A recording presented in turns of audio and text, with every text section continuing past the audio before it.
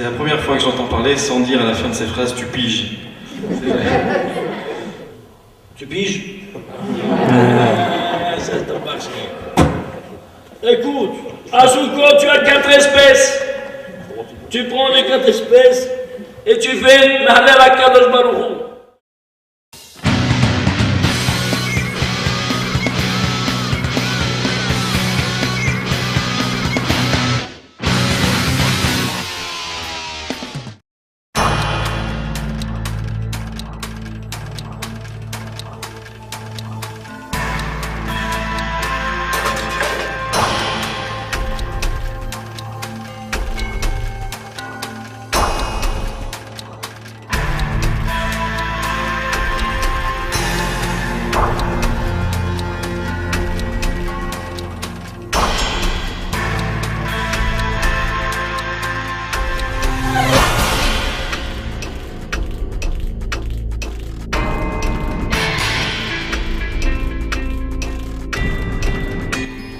Qu'est-ce qu'il a fait la terre?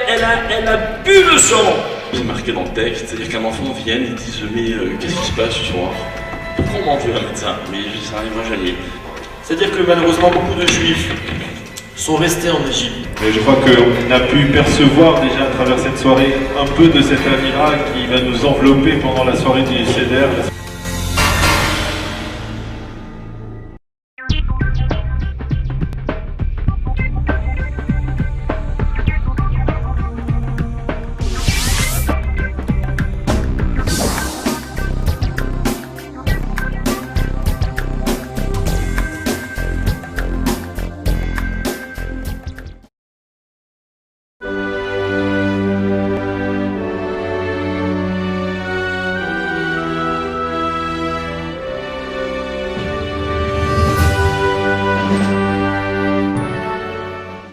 Dans une semaine, très exactement, nous serons tous attablés à la table du Seder. Et d'une certaine manière, nous allons vivre ensemble, avec nos familles, cette soirée. Cette soirée qui est probablement la soirée phare du calendrier du peuple juif, du calendrier hébraïque. Cette soirée qui est, je dirais presque, qui est appelée l'El Shimurim, cette soirée de protection divine, au cours de laquelle il n'est rien arrivé de mal dans l'absolu. Et j'ai toujours du mal à dire cela depuis quelques années quand on se souvient ce qui s'est passé en 2002 à l'hôtel Park à Netanya. Bien sûr, c'est difficile de le dire, mais cette soirée, c'est une soirée de Shimurim. Je dirais que c'est une sacrée soirée, dirait Jean-Pierre Foucault, je crois, c'est Jean-Pierre Foucault qui dirait sacrée soirée. D'ailleurs, il doit venir en Israël dans quelques jours comme enfant de juste des nations qui ont sauvé les Juifs pendant la Shoah, c'est assez intéressant. Alors, sacrée soirée, cette soirée de Kedusha dans laquelle nous allons entrer la semaine prochaine, lundi soir prochain. Et je crois que c'est aussi une soirée, bien entendu, du souvenir, une soirée de Zikaron, une soirée de mémoire. Et vous savez que les peuples ont l'habitude de transmettre cette mémoire, le souvenir à travers des monuments. Eh bien nous allons consacrer cette soirée. Cette soirée va être une soirée de monument, le monument en l'honneur d'un invité, qui va être l'invité central, l'invité spécial, l'invité d'honneur, le seul et unique invité de cette soirée, qui va être non pas Moshe Rabbeinu, il aurait pu être un invité important cette soirée, Moshe Rabbeinu. Mais non, il va se mettre de côté, il va être absent, on ne va pas en parler pendant la soirée du Seder.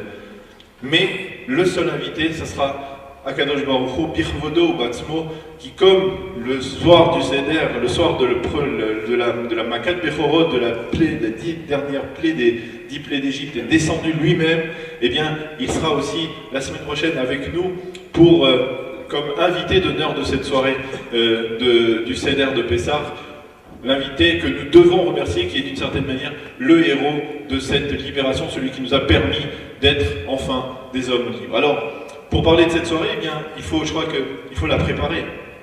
Et ce soir, je crois que nous allons être ensemble avec le Rav Ménaché, avec le Rav Citruc, avec le Rav Bijaoui, pour parler de cette soirée, pour essayer de préparer soigneusement cette soirée avec des livrets Torah. J'espère que certains de ces livrets Torah, vous pourrez à votre tour les transmettre et les présenter pendant la soirée du Seder. Et je vais donc céder très rapidement la parole au Rabbanim et en particulier au Rav David Menaché, qui va d'une certaine manière, avant de rentrer dans le vif du sujet de la Haggadah de Pessah, essayer de nous dresser un tableau général, alpison, de ce que nous allons vivre la semaine prochaine. Rav David Menaché. Merci. Merci mon cher ami Daniel. Je suis heureux de voir qu'il y a un Yehudi Yerushalayim qui vient chaque matin honnête prier au Kotel. Et vraiment ça me fait toujours chaud au cœur de le voir chaque matin honnête au Kotel. Alors il n'y a pas mieux de présentateur que notre ami Daniel. Birshot Moray Velabotai, on va donner un petit préambule de ce que c'est que Mitzrayim, la descente en Égypte et la sortie évidemment. Pourquoi on est descendu en Égypte? Le Harizal nous explique, c'est suite à la faute d'Adam Arishon. Pour comprendre toute cette trame de cette histoire, il faut toujours se refaire à l'aube de l'humanité, à savoir la vie d'Adam Arishon, comme ça nous dit le Harizal. Puisque nous provenons tous de Adam Arishon, toute cette histoire-là est là pour faire le tikkun de ce qui s'est passé alors. Akadosh Baruch Hu, il a commandé à Adam Arishon de ne pas manger du fruit défendu de Eitz Hadat, Tovara.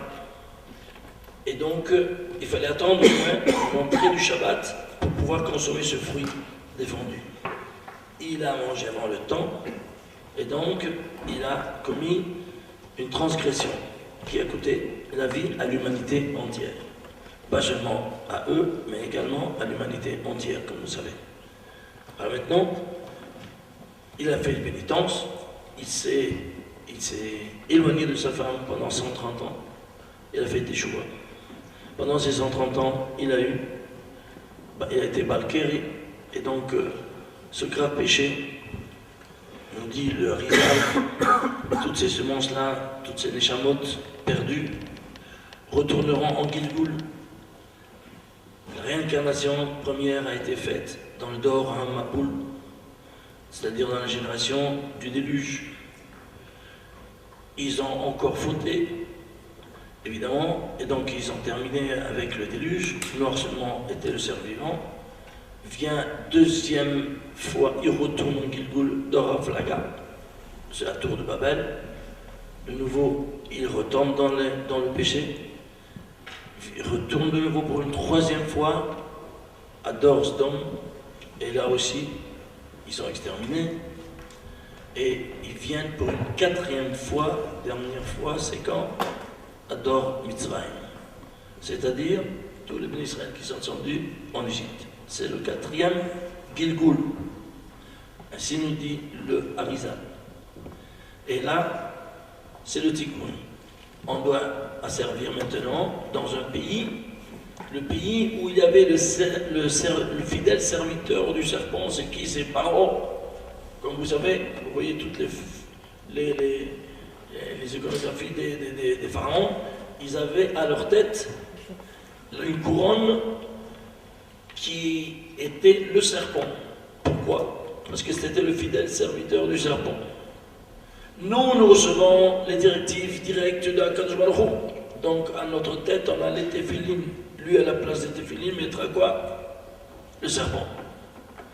Le cobra. Une chose incroyable. Zé l'ormat zé asa Elokim. Ceci, face à cela, Dieu les a fait en symétrie toujours.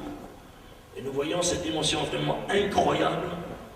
Comment la Sitra Haran, c'est-à-dire les forces néfastes occultes du monde, ont compris la puissance des téphilines et ils l'ont mis à la place des téphilines, ils ont mis quoi? Le serpent.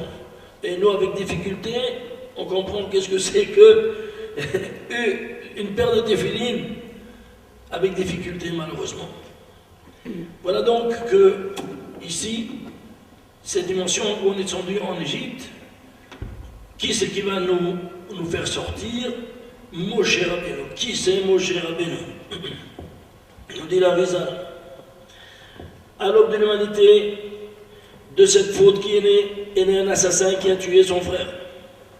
Retourneront en Gilgul. Caïn dans plusieurs personnages. Un desquels, Paro, il veut de nouveau retourner à tuer à nouveau Moshe Rabbeinu. Et Moshe Rabbeinu, c'est qui? C'est Hevel. Là, c'est Caïn, c'est Hevel. Moshe Rabbeinu, donc, si c'est Hevel, il faut comprendre pourquoi il a été tué. Parce que Adam Arishon, quand il a enfanté Caïn et Hevel, Caïn est né avec une jumelle, et Hevel avec 2 jumelles. Il jalousait la deuxième jumelle, il l'a tué pour la prendre. Voilà ce qui s'est passé. Alors maintenant, qu'est-ce qu'il va faire? Il va retourner au Gilgoul, et qui va maintenant le sauver des eaux? Bathia. Qui c'est Bathia? C'est la femme qu'il avait prise à Hevel en le tuant. Maintenant, c'est dans ce Gilgoul-là, ce sera quoi? Ce sera la fille de Pharaon qu'elle va faire le tikkun, l'acte réparateur, et venir sauver son mari. Ainsi que nous l'enseigne le Baal Megalem Okot. Maintenant, tu vois que Hevel, c'est Hevel Avalim. C'est-à-dire la nation de Hevel, vanité de vanité. Et Moshe, Adam et Kol Adam. Hevel était un berger. Moshe, qu'est-ce qu'il était? Un berger. Et voilà donc que vous voyez cette même carte d'identité retourner chez eux. Alors quand il vient, eh bien il va venir maintenant. Pourquoi? Pour sauver l'humanité. Sauver toute le Ham Israël. À quel âge il est né de sa mère? À 130 ans. Pourquoi? Parce qu'à 130 ans, Adam Rishon, il l'a laissé. Alors vous voyez toutes les données qui se retrouvent ici, dans ces dimensions-là, de cette nouvelle vie réincarnée. Pourquoi il va être sauvé des eaux? Ça, c'est encore, chaque chose a une raison, évidemment. Parce que, qu'est-ce qui a engendré toute cette histoire-là au Gan Eden? Eh bien, la machloket. La machloket que les premiers parents de l'humanité, Adam et Chava, ont mis en exécution. Ils l'ont prise en fait dans l'atmosphère. Elle était déjà au 4e jour par la machloket, c'est la dispute entre le soleil et la lune. Alors on vient pour punir le soleil et la lune de cette machloket qui ont engendré la mort dans le monde. Je dis, mais moi, on l'a pris quand? On l'a pris déjà au 3e jour. Et qu'est-ce qu'il y avait au 3e jour? Et il y avait la machloket entre les arbres, qu'ils ont dit, Akshbokhu leur a ordonné d'être des arbres fruitiers, Aetz Peri, et ils ont fait Aetz Ose Peri, des arbres faisant des fruits. Alors qu'est-ce qui se passe? Alors eux ont apporté la machloket, on vient pour les punir, on dit oui, mais nous on a pris la machloket déjà avant. Quand ça? Au 2e jour. Qu'est-ce qu'il y a eu le 2e jour? Akshbokhu a créé les eaux, et les eaux se sont séparées en haut supérieur ou inférieur. Voilà donc qu'au 2e jour, il n'a pas pu définir Akshbokhu de Tov. En effet, c'est l'unique jour de la semaine où il manque le mot Tov. Voilà donc que les eaux doivent venir pour faire la réparation, l'acte réparateur.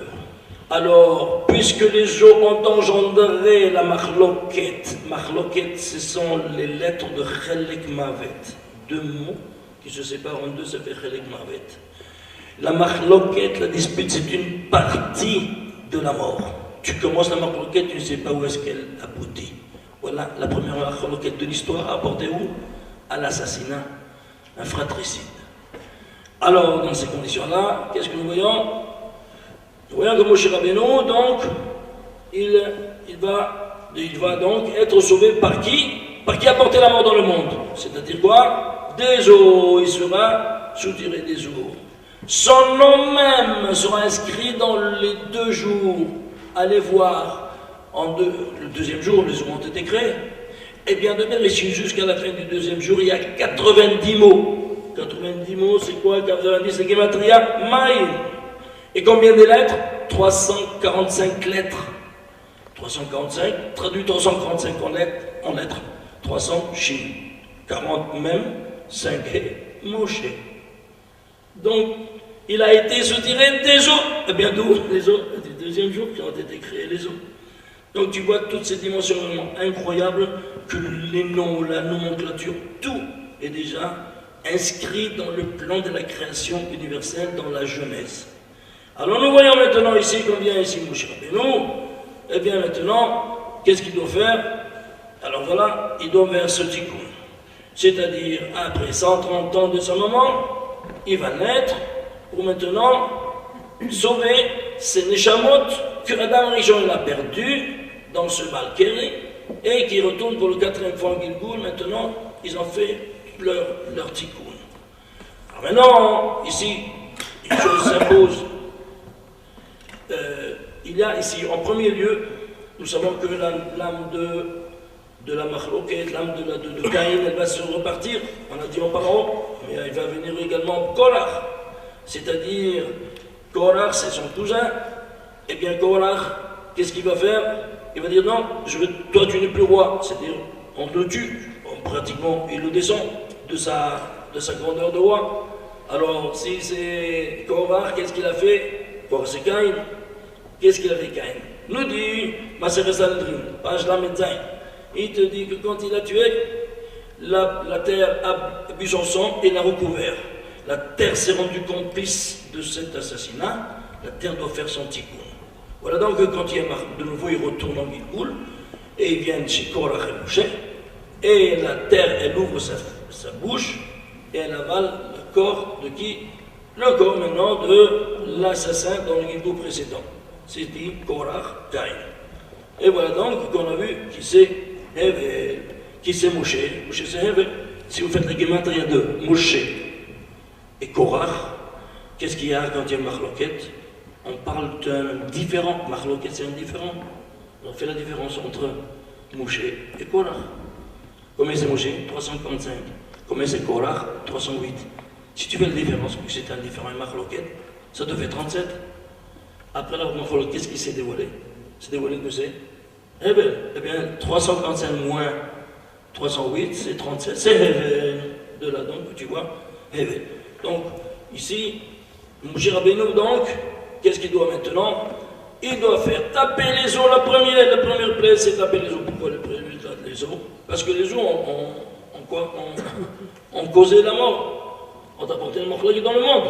Alors, le premier élément qui va être tapé, c'est qui? Les os. Ensuite, les habitants des eaux devront être également tapés. Pourquoi? Si toi tu vis dans une atmosphère de Machloket, les eaux c'est le Machloket. Alors même celui qui vit dans l'atmosphère de Machloket, ce sont les habitants. Alors les habitants aussi vont être tapés. Qui c'est? Les poissons. Ah mais comment tu vas faire que le poisson aille dans la maison de Paro pour le taper? Alors il a fait une créature qui est amphibie, c'est-à-dire qu'elle vit dans l'eau et même en terre. Donc elle sort de l'eau pour aller taper Pharaon. Et donc même les habitants de Pharaon, Tsefardéa, c'est le deuxième des grenouilles. Voilà donc que les eaux inférieures, quand elles entrent en jeu, et les eaux et les habitants, on passe maintenant à la terre. La terre, elle a bu son sang, maintenant qu'est-ce qu'il doit faire? Il doit faire le tikkun. Troisième, c'est quoi? Kinim. Ils jettent une poignée de poussière au ciel et ça se transforme en kinim. C'est quoi les kinim? Les kinim, ce sont des petites créatures qui ont la vertu de sucer le sang. N'est-ce pas? Quand on a sur la tête, pourquoi on se gratte la tête? Parce que ça suce le sang. Et qu'est-ce qu'il a fait la terre? Elle a bu le sang de Hevel. Alors c'est pour ça que maintenant, on va maintenant produire de la terre des petits êtres qui vont aller sucer le sang, qui viennent de la terre, qui vont sucer le sang de qui? Des fidèles serviteurs du serpent. Ok? Ensuite, Kinim, alors, qui c'est quoi? Donc la terre va produire maintenant les animaux terrestres, les bêtes sauvages qui vont venir dévorer. Les bêtes sauvages vont venir dévorer. Donc ça c'est, tout comme il a dévoré le corps de Hevel, maintenant il va venir dévorer le corps de qui? Des serviteurs du serpent. Ensuite, là on va dire tous l'une après l'autre, Shrim, c'est quoi? C'est les plaies. Avant tout c'était, la mortalité des bêtes. Une fois qu'ils ont rempli leur rôle, la mortalité, c'est tout le capital de Mitzrayim. faut pas fouiller complètement. Ensuite, Shrin, c'est les plaies, c'est-à-dire que le corps maintenant des fidèles serviteurs du serpent sera endommagé, mais à sang. Et alors là, le sang qui coule de ces plaies, donc c'est tout, mida keneged mida. Et ainsi de suite, puis on touche, qu'est-ce qu'on voit? On voit que maintenant les os inférieurs ont été touchés, maintenant il faut les os supérieurs. Et qu'est-ce que c'est les os supérieurs?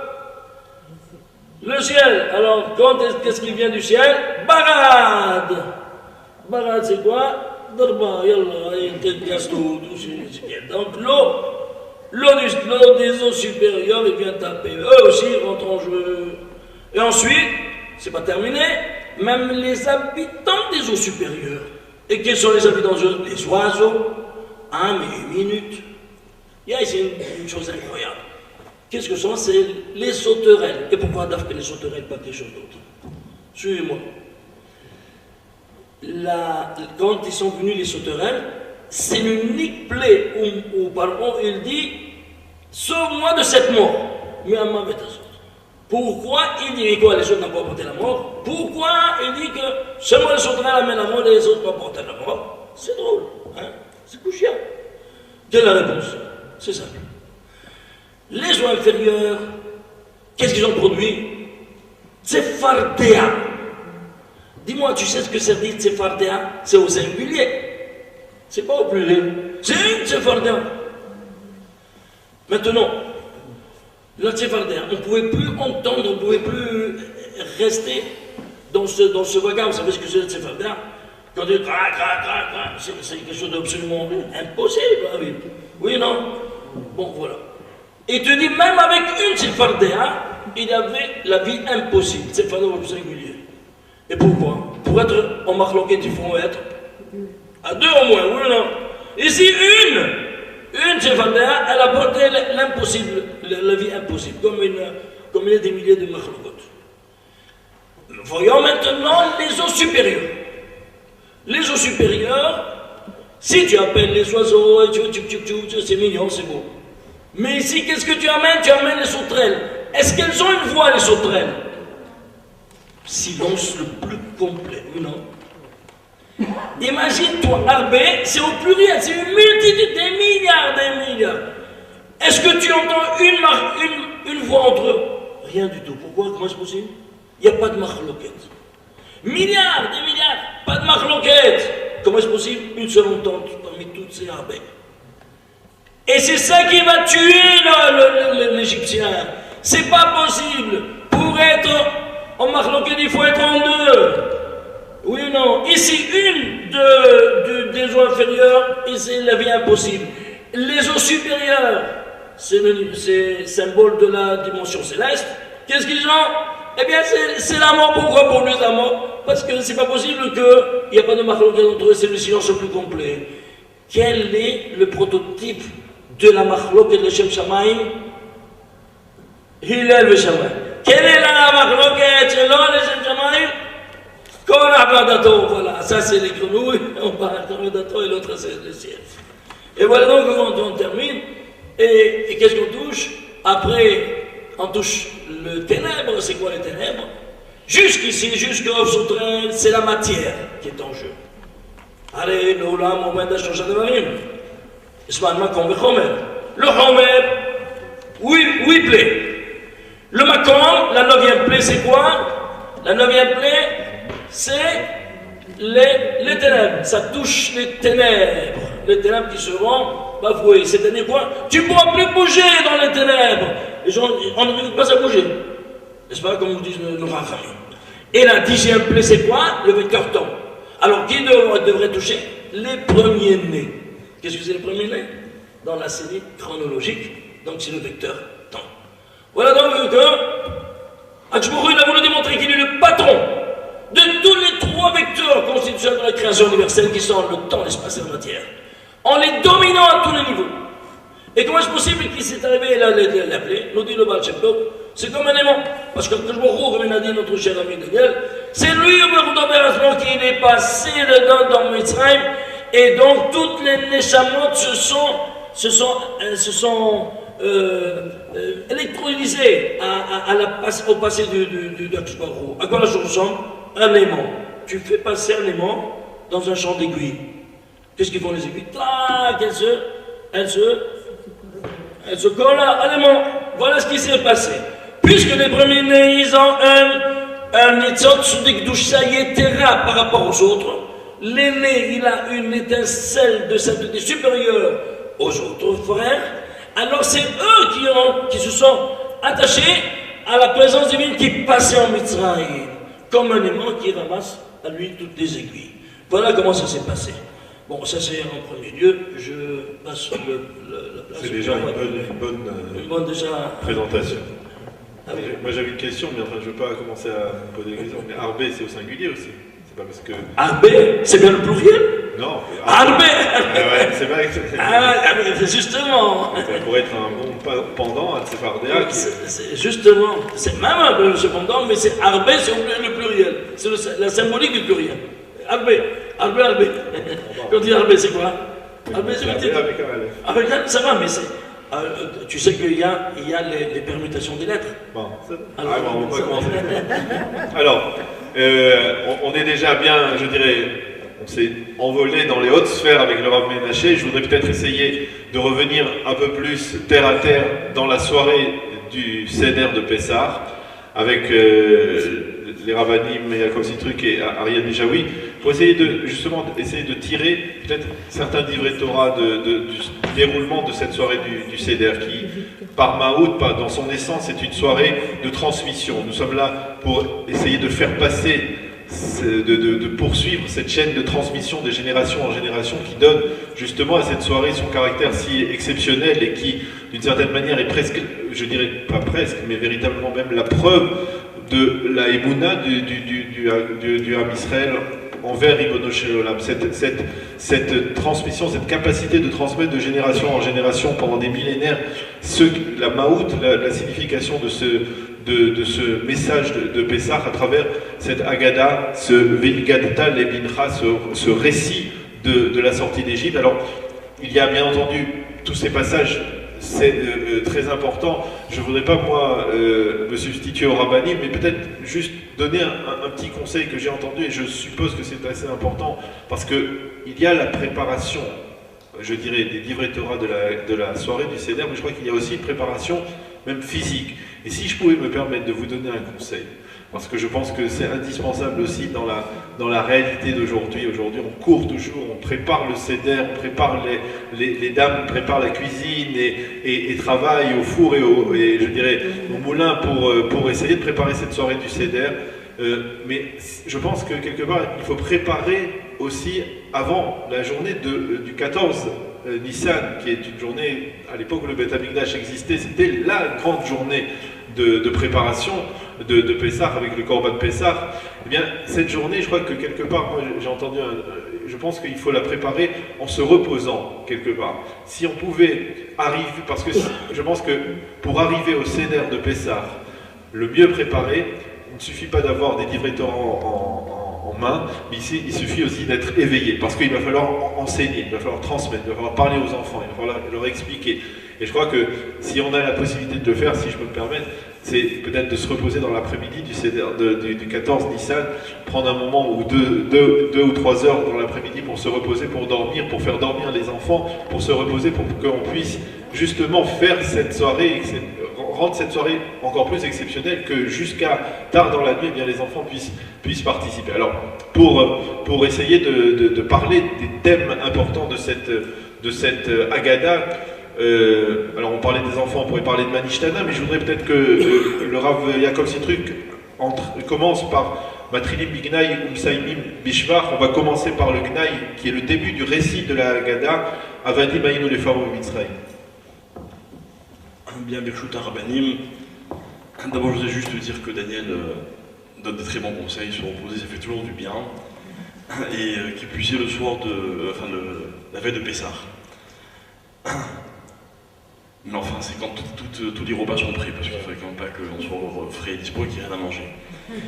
Et surtout que les divrei Torah soient prêts, puisque comme tu viens de le dire, Daniel, le Seder de Pessah, il ne faut pas oublier que d'abord et avant tout, c'est une occasion unique de de discuter avec nos enfants, de communiquer avec eux, de leur faire un petit peu ressentir ce qui s'est passé ce soir-là. Dans beaucoup de communautés, on essaie un petit peu de créer un espèce de spectacle où j'ai entendu dire qu'ici ou là on mettait un sac sur le dos, qu'on mettait toutes sortes de choses pour faire comme si on était comment. Voilà, exactement, pour essayer un petit peu de donner l'image. Et c'est vrai que, au-delà des mots, bien souvent les enfants ont besoin d'images, et que quand on leur montre donc des images, on a l'impression que le message passe et qu'il est encore plus fort. Bien. Alors d'abord, il n'y a pas que les enfants, il y a aussi les adultes. Comme le dit la halakha, s'il n'y a personne, ben on se parle à soi-même. C'est-à-dire que la mitzvah de raconter, elle n'est pas forcément quand on a un interlocuteur. C'est pas forcément un dialogue, la Haggadah. D'ailleurs, on va commencer la Haggadah avec cette fameuse question de Manishtana, ces 4 questions de Manishtana. Et dans toutes les familles du monde, on rêve que ça se déroule comme c'est marqué dans le texte, c'est-à-dire qu'un enfant vienne et dise « Mais qu'est-ce qui se passe ce soir ? Pourquoi on mange de la matzah ?» Mais ça n'arrivera jamais. Les enfants savent très bien pourquoi on mange de la matzah. Quand vous demandez à un enfant « Tu sais pourquoi on mange de la matzah ce soir ?» En général, il répond « Oui. Pourquoi ? Parce que c'est Pessah. » Donc les enfants savent très bien où ils sont, mais ça suffit pas. Ça suffit pas. En fait, les questions sont extrêmement précises. On va nous demander 4 choses. On va nous parler du Hametz et de la Matzah, on va nous parler du Maror, on va nous parler voilà, non, c'est l'an dernier, enfin dans ce texte-là, on va nous parler de ce légume qu'on trempe, etc. Et puis après, en effet, du fait de devoir s'accouder. Et la réponse, ça va être tout le déroulement de la Haggadah. Mais en préambule, c'est-à-dire comme une espèce d'introduction, comme disait tout à l'heure Daniel, on nous rappelle d'où on vient, et la Haggadah nous dit « Avadim aïnou les paro bemitzraïm ». Nous étions esclaves. Très bien. Ça veut dire qu'en fait, si on ne sait pas d'où on vient, on ne peut pas comprendre ce qui s'est réellement passé. Un petit peu comme aujourd'hui on ressent une certaine urgence dans le fait de faire parler, par exemple, les rescapés de la Shoah en se disant « le temps passe, dans peu de temps malheureusement il n'y aura plus personne pour raconter ». Et pourtant, on a besoin de nous raconter, on a besoin d'entendre. Il faut des témoignages. Donc là, on nous dit, attention, voilà où nous étions esclaves. Et notre ami m'explique, notamment le Shem Ishmuel, que la Haggadah nous dit « Vayotzinu Hashem Elokenu Misham Be'atrazakao Bizorua Netuya ». En fait, la Haggadah reprend un verset dans la Torah, en le transformant un petit peu, et en ajoutant la notion de « Elokenu ». « Vayotzinu Hashem Elokenu » Kadosh Baruch Hu Elokenu. Okay. Donc on emploie le nom de Yud Ke Vav Ke, le Shem Havaya, ainsi que le nom de Elohim, en disant c'est lui qui nous a fait sortir. C'est pas comme ça que le pasuk le dit. Il y a marqué Vayotzienu Hashem Mi Mitzraïm Beyat Razaka. Bref, toujours est-il que on nous fait remarquer que il est important d'expliquer que nous étions esclaves, parce que ce n'est pas un problème qui est complètement réglé. En effet, en comprenant le problème de l'Égypte, on comprend un petit peu mieux le problème de toute cette histoire qui a été la nôtre et qui est malheureusement encore un petit peu la nôtre. Et en fait, on va nous parler de 2 types d'esclavage. Le peuple juif a été exilé, je ne parle pas maintenant physiquement, mais en tout cas dans ses convictions, dans son identité, à 2 niveaux. Il va y avoir des phases, si je peux dire, où on va forcer les juifs à être autre chose que ce qu'ils sont censés être. Et puis il va y avoir d'autres phases où on va essayer au contraire de séduire le peuple juif. On ne nous a pas toujours inculqué des idées de force, on a souvent essayé de nous faire adhérer de notre plein gré. Évidemment, personne n'est assez malin pour dire qu'est-ce qui est pire, qu'est-ce qui est plus dangereux. Toujours est-il que la Torah, elle parle à ces 2 niveaux de danger, en nous donnant comme ça 2 possibilités. La première, c'est que la Torah est composée de mitzvot. Les mitzvot, c'est donc, pour en revenir un petit peu à l'éducation, qui est le thème de la Haggadah, les mitzvot sont des obligations. La Torah ne me demande pas mon avis, elle me dit voilà, Shabbat, ça c'est interdit. Ça, tu as le droit de manger, ça non. Ça tu peux pas constamment. Je suis, j'allais dire, cadré, enfermé dans une mise-guérette, pour laquelle on ne m'a pas donné le droit de choisir. C'est comme ça et c'est pas autrement. D'un autre côté, la Torah va également essayer de nous donner des idées, quelquefois universelles, mais pas toujours, qui sont des belles idées. C'est vrai que finalement, quand on veut expliquer la Torah, eh bien, Baruch Hashem, on a des arguments. Mais ces arguments seuls ne suffisent pas. C'est-à-dire que je ne peux pas demander à un enfant de faire les mitzvot juste parce que c'est bien et parce que ça lui fait plaisir. Comme je ne peux d'ailleurs pas le demander à un adulte. Des fois je m'identifie, mais il y aura des moments où je ne m'identifierai pas. J'ai pas envie. J'ai pas la force. Et ni corps, comme on dit ici. Et la Torah prend le relais en me disant attention, ça te plaît pas, dommage, parce que tu vas être obligé de le faire quand même. Et j'ai besoin de ce double langage. Et finalement, on va le retrouver un petit peu dans la Haggadah. On va nous dire comme ça, voilà, le peuple juif a été sauvé grâce à ces deux choses-là.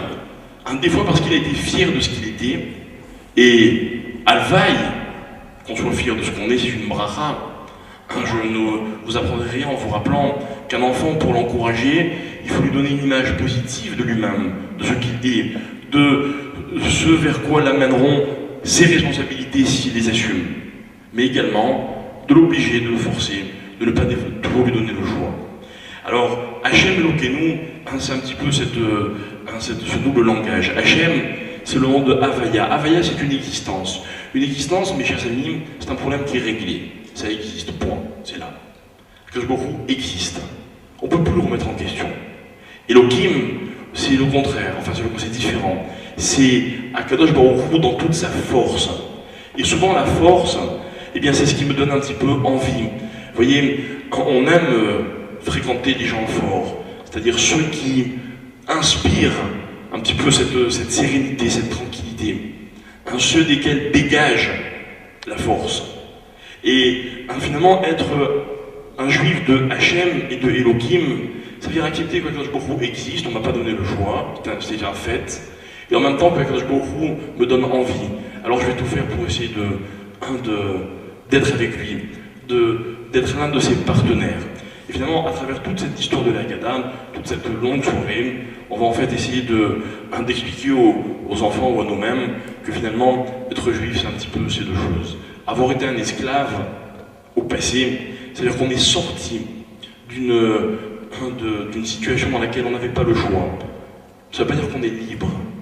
Là, dans la Haggadah, on va employer le terme de liberté. Ce n'est pas le mot clé de la Haggadah. On a quitté un esclavage pour d'autres contraintes. D'autres contraintes, d'une part, d'autre part, un véritable projet qui nous correspond, et deux à la fois seront cette liberté. Alors, comme on voudrait faire ça de manière un peu conviviale, je voudrais donner la parole peut-être au Rav Bijaoui ici. C'est-à-dire, d'abord, les rabbinim sont invités à réagir ou à compléter ou à comment ? Vous êtes libre. Ce soir, vous êtes libre. Et donc à compléter les divrei Torah des autres rabbinim. Et si vous souhaitez aussi intervenir, si vous avez une question à poser, c'est la soirée aussi de préparation aux questions. Alors vous pourrez poser aussi des questions, en particulier alors maintenant sur ce que vient de dire le Rav Sitruk. Est-ce qu'il y en a parmi vous est-ce que Rav Bijaoui veut enchaîner? Allez, on enchaîne. Voilà, Birshot HaRabbanim. En fait, j'aimerais dire un mot peut-être d'abord à chacun d'entre nous. C'est que d'abord, si je peux me permettre de rentrer chez moi ce soir et de dire qu'il y a un Rav qui a dit que c'est important de se reposer la veille de Pessah, parce qu'en général, on aimerait bien pouvoir le dire au nom d'un Rav, et de dire que c'est très important pour faire le Seder, donc merci Daniel, parce qu'on ne manquera pas d'essayer d'utiliser cette idée. J'allais dire Manishtana, parce que vous savez que Rav Menaché, tout le monde le connaît, et c'est la première fois que j'entends parler sans dire à la fin de ses phrases « tu piges ». Donc Manishtana. Et enfin, dernier mot pour Rabbi Yaakov, mon beau-frère, c'est qu'en fait, célébrer une soirée comme ça où on peut vivre ensemble le Seder avant l'heure, c'est vrai, on est une semaine avant, c'est pour moi, personnellement, un petit peu me replonger dans un passé où on avait le temps, on était plus jeunes, de passer vraiment la soirée du Seder chez notre beau-père et père respectifs, Donc Baruch Hashem, c'est vraiment un mérite de pouvoir profiter de tous ces divrei Torah ce soir. Moi, peut-être que j'aimerais juste dire une petite idée sur la soirée du Seder en général, en essayant de rebondir un petit peu sur ce qui a été dit avant moi. Vous savez qu'il y avait un Rav, vous avez certainement entendu parler de lui, qui s'appelait le Rav Pinkus, qui est décédé il y a de cela quelques années, qui disait une idée que j'ai trouvée toujours très belle, et vous allez voir à quel point elle va nous parler. Le soir du Seder, il est dit dans les textes que, souvenons-nous, nous sommes descendus en Égypte, nous étions 70. C'est-à-dire c'est Yosef le premier qui est allé, qui a été suivi un petit peu plus tard par ses frères, par son père.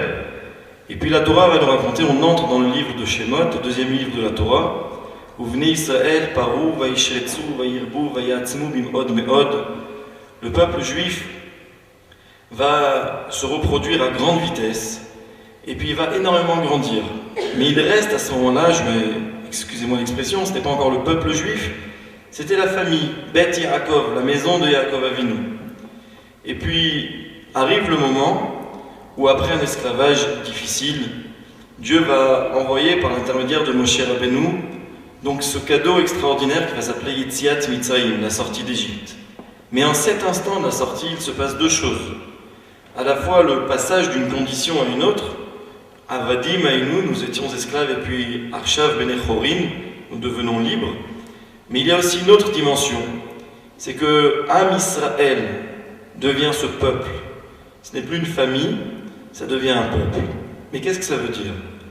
Et ça, je vais nous enseigner qu'au fond, la soirée de Yetziat Mitzrayim, de la sortie d'Égypte, le soir du Seder, en fait, nous célébrons non seulement la sortie d'Égypte, mais la naissance d'un peuple. Asher Bachar Banu Mikol Ha'amim Venatalanu et Torato. Voilà la bénédiction que nous récitons sur le fait d'avoir reçu et d'avoir le devoir d'appliquer la Torah. Nous avons été élus, choisis parmi les peuples.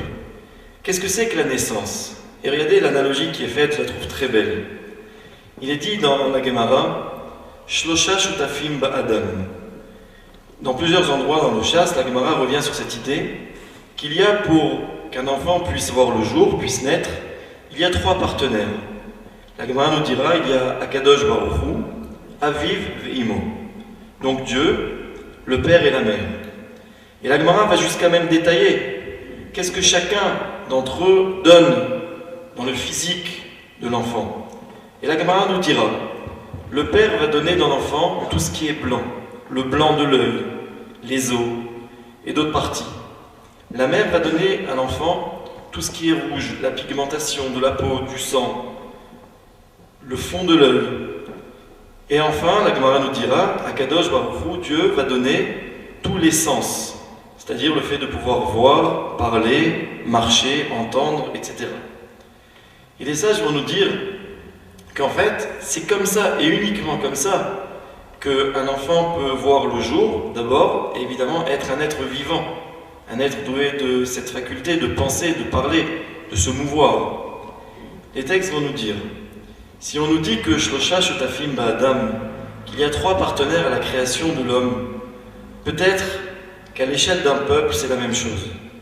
Ça veut dire que si nous concevons que le soir de Pessah, nous sommes nés, en fait, ça veut dire que là aussi, il y a besoin, le soir où nous célébrons cette naissance, le soir du Seder, de revivre ensemble toutes ces trois dimensions que sont le Père, la Mère et Akadosh Baruch Hu. Et regardez comment c'est expliqué. C'est de dire la chose suivante. Le soir du Seder, nous devons boire 4 coupes de vin. Nous devons, à un moment dans la soirée, manger de la matzah. Et nous devons réciter toute la Haggadah, raconter le récit de la sortie d'Égypte. Et le Rav dira ainsi, qu'est-ce que c'est que la matzah? La matzah, c'est un aliment qui est blanc, qui est cassant. Qu'est-ce que c'est que le vin? Le vin, c'est liquide, c'est rouge. D'ailleurs, je précise ici que c'est important de faire le kidouche et les 3 autres coupes ensuite, et d'ailleurs toute l'année, sur du vin rouge. Et qu'est-ce que c'est réciter la Haggadah? Nous allons l'expliquer tout de suite. Alors en fait, quelque part, il faut comprendre ainsi, que quand nous nous retrouvons le soir du Seder, on veut dire à Kadosh Baruch Hu, si nous-mêmes sommes en train de naître en tant que peuple, alors il y a forcément 3 forces, 3 dimensions. il y a la dimension du Père. Le Père, on a dit, au nom de la Gemara, qu'en fait, il donne tout ce qui est blanc dans le corps. Blanc, c'est le niveau du cerveau, c'est ce qui est froid, c'est ce qui est des fois le symbole de la rigueur, c'est ce qui est cassant, c'est la matzah. La maman, elle va donner tout ce qui est rouge. Rouge, évidemment, ça renvoie au vin, et les textes nous disent « Veyayin yesamach levav enosh ». La maman, la mère, c'est celle qui va donner dans l'éducation de l'enfant, et dans son foyer en général, cette notion de simcha, de joie, cette notion de vie, que le père ne donne pas forcément. Et en fait, les textes vont nous dire, regardez quelque chose d'intéressant. La matzah, nous avons le devoir de la manger à un point ponctuel. Lorsque nous arrivons après tout le Magid, alors nous allons faire Netila et on va faire Motzi Matzah. Comme pour nous dire que, en fait, le rôle du père, c'est un rôle qui est ponctuel. À l'époque, il arrivait que des pères doivent voyager plusieurs mois. Et puis ils revenaient, ils passaient un Shabbat, ils passaient une semaine à la maison. Et puis avec leur autorité, leur présence, ils faisaient que le ton de la maison était gardé. La direction était là, protégée. Parce qu'il suffisait d'une présence et des fois de devoir user de cette autorité pour pouvoir justement rester et garder le cap. Qu'est-ce que c'est que le vin? Le soir du Seder, nous commençons le Seder en versant une coupe de vin. On n'a pas fini de boire la première coupe qu'on verse déjà la seconde. On a fini la seconde, on verse le troisième et tout de suite après le quatrième et on a fini. C'est-à-dire qu'en fait, qu'est-ce que c'est le soir du Seder? Le vin, pendant la soirée, c'est en fait tout le thème du Seder. Comme si on voulait nous rappeler que le rôle de la maman, c'est l'omniprésence. C'est une présence continue, qui ne faiblit jamais, qui ne s'interrompt jamais, qui doit toujours être là, parce que la simcha, c'est la nécessité, c'est l'oxygène pour un enfant, pour un mari, pour un foyer tout entier. Mais en fait, imaginons que nous ayons la création de ce qu'amène le père de son côté et la mère de l'autre. Alors nous avons pour l'instant un corps, mais où est la vie? Imaginons que nous faisions une soirée de Seder où nous allons boire 4 coupes de vin et nous allons manger de la matzah et on oublie de raconter la Haggadah. On comprend bien qu'il n'y a rien eu pendant cette soirée-là. On n'est pas là pour manger et pour boire, on est là pour le hikar, l'essentiel de la mitzvah. C'est raconter, c'est la neshama, c'est ce que donne Akadosh Baruch Hu le soir du Seder. Alors voilà peut-être pour une première idée, c'est de comprendre que quand le soir du Seder nous nous réunissons en famille et que nous allons nous asseoir tous ensemble, et comme on va le voir peut-être un peu plus tard, on va nous parler des 4 fils.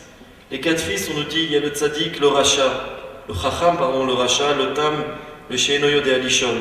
On voulait ici nous rappeler que le racha aussi, c'est un fils. Le racha aussi, il a sa place. Comme si on voulait nous dire, au fond, le père avec sa rigueur, la mère avec son amour, Akadosh Baruch Hu par sa présence et l'essence qu'il donne dans la vie, c'est en fait la naissance à laquelle nous assistons le soir du Seder, et c'est celle à laquelle nous sommes tous invités quand nous allons commencer par Kadesh, que nous allons finir par Hallel Nirtza en récitant des chants. Et voilà pourquoi le dernier thème peut-être de la soirée du Seder, c'est de réciter ensemble en famille Shir HaShirim. Qu'est-ce que c'est que Shir HaShirim? C'est ce cantique des cantiques. C'est une chanson fabuleuse d'amour entre Akadosh Baruch Hu et Israël. Comme si on voulait rappeler, c'est comme ça que nous concevons ce couple, c'est comme ça que nous concevons cet enfant qui doit être né dans l'amour, dans la joie et en même temps le respect. C'est ce que nous faisons le soir du Seder. Ménaché, vous voulez compléter ou peut-être voilà. Alors, le Rav Citrus voudrait parler des Arba Banim, alors peut-être qu'après vous enchaînerez. Alors, on va parler des Arba Banim. Et je répète que vous êtes invité à réagir ou à poser des questions si vous le souhaitez. Donc un petit peu pour rebondir sur ce que disait Ariel Bijaoui à l'instant, mon beau-frère, comme il le précisait tout à l'heure, en privé on se tutoie, je vous rassure. En effet, la Naga nous parle de 4 fils, Chacham, mais non pas Tzadik, Racham, Tam et She'eno yodea lish'ol. Ces 4 fils ne sont pas forcément des contraires. Ok, on peut être Chacham et Racha à la fois, ça pose aucun problème.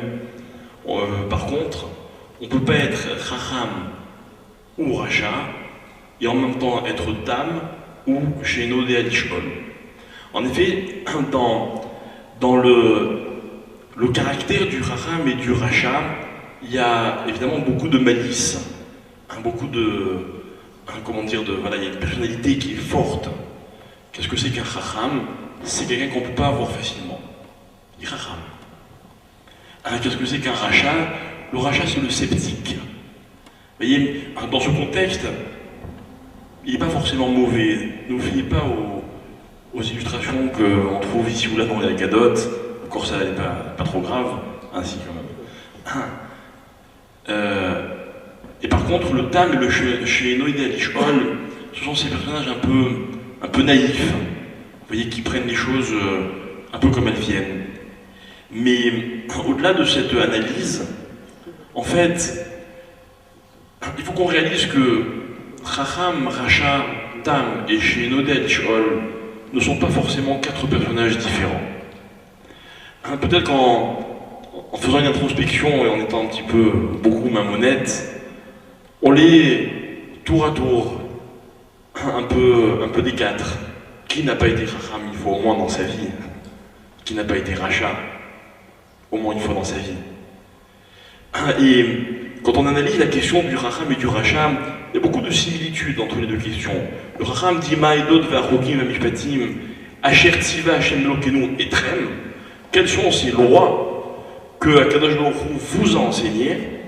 Et le Racha dit Ma'avoda azot lachem. C'est quoi cette avoda, ce travail lachem pour vous? Et le Baal à Haggadah, donc le rédacteur de Haggadah, on dirait qu'il en profite. Et il y a lachem velolo. Vous voyez, le Racha, il dit vous et pas lui, il s'exclut. Excusez-moi, le tzadi, le Chacham, il a fait presque la même chose. Bien, alors le Chacham et le Racha, ils ont une question en commun. Cette question, pour revenir un petit peu à l'idée qu'on abordait tout à l'heure très superficiellement, c'est que tous les deux s'interrogent sur le caractère un peu rigide de la Torah. La Torah, c'est Edot, Chukim, Mishpatim, Avoda. On ne rigole pas avec tout ça. Ce sont des principes que la Torah nous impose. Et face à quelque chose qu'on m'impose, j'ai 2 façons de réagir. La première, c'est je veux être Chacham, je veux comprendre. C'est légitime de vouloir comprendre. Tout le monde a le droit de comprendre. Et puis, on a l'impression que le Chacham, quand il a compris, il a résolu son problème. Donc il ne sera pas Racha. Mais le Racha, c'est qui? C'est celui qui n'a pas compris. Donc ça veut dire qu'il aurait pu devenir Chacham, mais il reste Racha. Alors lui, on lui tire un peu les oreilles, on lui dit attends, c'est pas parce que tu n'as pas compris que tu as le droit de t'exclure. On va lui dire Ake et Shinav, cache-lui les dents. Pas très diplomatique comme approche. Mais vous constatez avec moi, par rapport à ce qu'on dit tout à l'heure, que la Torah nous le demande, la Haggadah nous le demande. Mais il faut être un peu dur. C'est vrai. Ça l'agace, ben c'est pas grave. C'est comme ça et c'est pas autrement. D'un autre côté, quand le Tam et le Sheno de Alishol sont 2 personnages dont on a dit qu'ils étaient un peu naïfs, parce que c'est pas vraiment la traduction de Tam. Alors le Tam, on est déjà content parce qu'il pose une question, il dit Mazot, sans trop rentrer dans les détails. Tiens, c'est quoi ça? Le Sheno de Alishol, la Haggadah dit At Petachlo, comme disait un Rav Ariel, au féminin parce que il y a là un rôle très maternel. Attention, la Haggadah ne s'adresse pas qu'à la maman. On se complète dans un groupe. Maman, papa doit savoir être un peu maman et vice-versa, si vous voyez ce que je veux dire. Ça veut dire que finalement, le Tam et le Sheno de Alishol sont 2 personnes qui pourraient être des laissés pour compte. C'est-à-dire qui pourraient ne pas être impliqués dans ce qui est en train de se passer. Et pour prendre l'idée encore une fois de Rav Ariel qui parlait de la simra, vous savez mes chers amis, dans la vie, on ne peut être joyeux que quand on est impliqué. Je ne peux pas arriver dans une simra, ne pas me sentir du tout impliqué et être joyeux, ça n'existe pas, c'est pas possible. Je suis content quand ça me concerne. Vous m'annoncez la naissance de quelqu'un que je connais, enfin une naissance chez quelqu'un que je connais, je suis content. Je connais pas, bon, bah, Mazel Tov, sans plus. Et plus je suis impliqué, plus je suis concerné, et plus je suis sa mère. Et là, on nous parle de ces deux enfants qu'il faut concerner. Hein, c'est-à-dire que le petit enfant qui va juste demander mazote, on va en profiter. On va dire, elle t'intéresse, viens, je t'explique. Vous voyez, on va lui donner envie. Le chénodé à Dijon, on va dire, allez, toi, t'as pas de questions, viens, je t'aide à en poser. Hein, implique-toi dans cette histoire. Hein, par rapport à cette fameuse séduction dans le monde environnant, hein, qui pourrait nous éloigner de nos centres d'intérêt, la Torah vient nous dire, venez, moi aussi je peux vous impliquer, je peux vous intéresser. Alors c'est vrai, la Torah, c'est pas des grandes publicités, panneaux publicitaires dans les rues, qui nous donnent envie de ressembler à ceci ou à cela, mais finalement le principe, il n'est pas très différent. Alors quand on a étudié les 4 fils de l'Agada, on a compris qu'on est là pour parler à tout le monde, on est là pour parler à chacun, quelle que soit la phase dans laquelle il se trouve. Et cette année, encore une fois, c'est pas un ribouche, mais il faut le souligner, vos enfants ne sont pas les mêmes que l'année dernière. Et attention, l'année prochaine, ils ne sont pas non plus les mêmes. Et le rachat d'hier, il est peut-être un rame aujourd'hui, ou vice-versa, et c'est pas grave. Notre rôle, c'est de les obliger à être là, et une fois qu'ils sont là, c'est de faire en sorte qu'ils se sentent concernés. Alors, Ménaché, il y a une manière alpisonne d'expliquer ces 4 enfants. Certainement. C'est ce que je vais essayer de faire maintenant. Alors, je vais prendre un peu de recul nécessaire pour voir un peu dans ce contexte-là comment répondre à cette question. Eh bien, il faut se rappeler nos conférences pour ceux qui ont assisté au Sod de la Menorah, les secrets de la Menorah, comment la Menorah elle explique toutes les questions les plus épineuses qu'il y a même dans la Haggadah, comme par exemple celle-ci. Alors, vous vous souvenez qu'il y a 3 branches de droite, 3 branches de gauche. Les 3 branches de droite, elles représentent, à partir de l'externe vers l'interne, en progression chronologique, Rosh Hashanah, Kippour et Sukkot. Elles vont être perfectionnées dans un deuxième stade, dans les 3 autres fêtes au printemps, ceci au automne et là au printemps, avec Tou Bishvat, Tou Be'adar, Tou Nissan. Et pourquoi? Parce que quand toi tu es dans le côté droit, tu commences par Rosh Hashanah le premier jour, tu continues le 10, et tu montes jusqu'au 15. Tu montes de la lune naissante jusqu'au zénith de la lune qui est au 15. Quand tu arrives au 15, tu peux rester 7 jours. Mais jamais fêter une fête à partir du 16. Parce qu'il y a une sentence talmudique qui nous dit Ma'alim ba'kodesh v'lo moridim. C'est pour ça que toutes les fêtes juives maintenant, tu dois les faire, les complémentariser dans un deuxième temps. Toutes les 3 autres au printemps, à partir du 15. Et jamais commencer le 16. Voilà donc tu auras tout Bishvat, tout Bédar de Nissan. Et pourquoi 3 mois successifs? Parce qu'il y a une autre sentence talmudique qui nous dit L'homme vevim simcha besimcha. Tu ne pourras pas mélanger une fête avec l'autre. Alors, je ne suis pas descendu, on est au 16, et j'ai pris 3 mois successifs, je ne les ai pas mélangés, je suis en règle avec tous les données de la Gemara. Très bien. Alors, tout Bishvat, c'est le perfectionnement de Rosh Hashanah. 2, 5, les autres 2 branches, c'est Kippour et Purim. Yom Kippour, Yom Kippourim. Yom Kippourim, Yom Kippourim. Et la 3, 6, le tandem interne, tu as Pesach et Sukkot. Alors là, on va centraliser notre attention là-dessus. Nous voyons que, entre Pesach et Sukkot, Pesach c'est le 15, et Sukkot c'est le 15. Entre Pesach et Sukkot, il y a 180 jours, tout comme il y a 180 degrés entre une lumière et l'autre. Autre donnée, tout ce que tu trouves à droite, c'est l'antithèse de gauche. Regarde par exemple, la droite, si elle est à pile, la gauche elle est mal à droite, alors c'est le contraire. C'est-à-dire que la droite c'est la photo et la gauche c'est la négative. Donc si à droite tu as le spirituel, à gauche tu as le matériel. Si à droite tu as le blanc, à gauche tu auras le noir. Et si à droite tu as le noir, le blanc, à gauche tu auras le noir. C'est-à-dire chaque détail devra être traduit dans l'antithèse. Hein? Forcément le bien à droite. J'ai pas dit, attention, s'il dit forcément le bien à droite, c'est pas forcément, parce que quand on parle de bien, dans ce monde-ci on parle de bien, mais dans l'autre monde, qu'est-ce que c'est le bien et le mal? Là-haut, c'est la miséricorde et la rigueur. En bas, nous dit le Rizal, ce bien, c'est la miséricorde. Et ce qu'on appelle, nous, la rigueur, c'est du mal, en quelque sorte.